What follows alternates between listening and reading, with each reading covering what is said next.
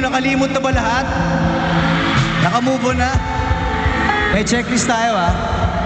Pag ito nagawa nyo, talaga nakalimutan nyo na siya. Una,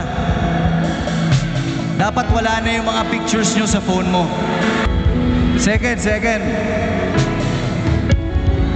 kailangan nasa utak nyo, nasa puso nyo, na-imagine nyo sa sarili nyo na wala na siya sa mundo mo.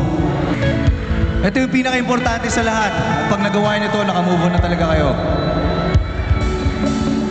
Kaya nyo na siyang makita in person kasama yung pinalit niya sa'yo. At pag nakita mo siya, makinig kayong lahat. Ito yung sasabihin mo sa kanya.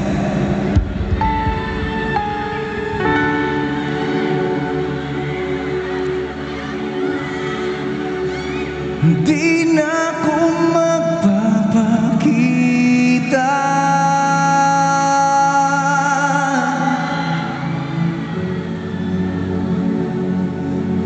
Dun ka na lang kung saan ka masaya.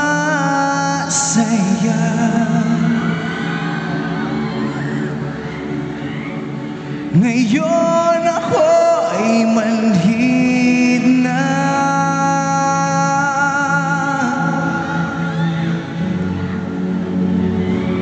Hindi na parang pagbigyan